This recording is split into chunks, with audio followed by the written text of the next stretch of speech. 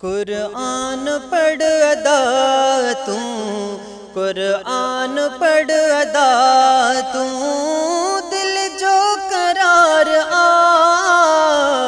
कुरान पढ़ण वारन जो बेड़ो पार आ। कुरान पढ़ अदा तू, कुरान पढ़ अदा तू, दिल जो करार आ। कुरान पढ़ण वारन जो बेड़ो पार आ। कुरान पढ़ अदा तू। कुरान जी तिलावत कर सुबह जो सवेरे, सारो इडी गुड सदे बरकत भलायूं ढेर। कुरान जी तिलावत कर सुबह जो सवेरे, सारो इडी गुड सदे बरकत भलायूं ढेर। रोज़ी रिज़्क़ में बरकत, रोज़ी रिज़्क़ में बरकत, वधंदो वापार आ। कुरान पढ़ण वारन जो बेड़ो पार आ। कुरान पढ़ अदा तू, कुरान पढ़ अदा तू। कुरान जी करामत अज भी इहा अथई, कुरान जी ज़ियारत करे नूर थो वधई। कुरान जी करामत अज भी इहा अथई, कुरान जी ज़ियारत करे नूर थो वधई। कुरान दिल अखियुनि ऐं, कुरान दिल अखियुनि ऐं सीने जो ठार आ।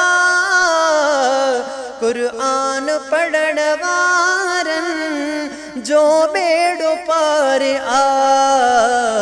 कुरान पढ़ अदा तू, कुरान पढ़ अदा तू, दिल जो करार आ। कुरान पढ़ण वारन जो बेड़ो पार आ।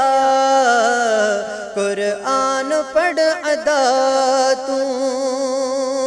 कुरान आगे कायद जन्नत वठी वने, जो भी पढ़े तो नखे रहमत मिली वने। कुरान आगे कायद जन्नत वठी वने, जो भी पढ़े तो नखे रहमत मिली वने। कुरान पढ़ण वारे, कुरान पढ़ण वारे, सारप जो प्यार आ। कुरान पढ़ण वारन जो बेड़ो पार आ। कुरान पढ़ अदा तू, कुरान पढ़ अदा तू। कुरान कल्ब जी कट लागे छड़े अदा, जन्नत में मल तू जो ठागे छड़े अदा। कुरान कल्ब जी कट लागे छड़े अदा, जन्नत में मल तू जो ठागे छड़े मिठा। अमलन सबिल जो नीयत, अमलन सबिल जो नीयत, तेई मदार आ। कुरान पढ़ण वारन जो बेड़ो पार आ।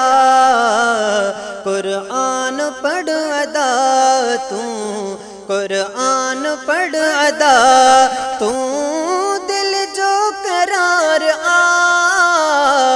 कुरान पढ़ण वारन जो बेड़ो पार आ कुरान पढ़ अदा तू कुरान पढ़ ऐं साहिबे कुरान के सुञाण दुनिया ऐं आखिरत जूं मौजूं मज़ा पुमाण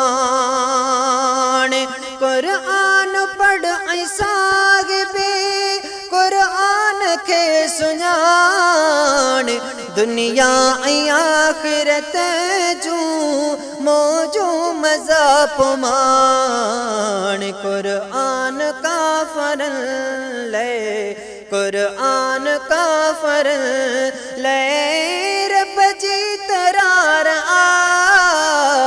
कुरान पढ़ण वारन जो बेड़ो पार आ कुरान पढ़ अदा तू कुरान पढ़ अदा तू दिल जो करार आ कुरान पढ़ण वारन जो बेड़ो पार आ कुरान पढ़ अदा तू कुरान पढ़ अदा तू रहमत आया गे बरकत कुरान शिफा कुरान में रखी रब दर्दन संदी दवा रहमत आया गे बरकत कुरान शिफा कुरान में रखी रब दर्दन संदी दवा कुरान साईं दिल बर कुरान साईं दिल बर जी दिल जी पुकार आ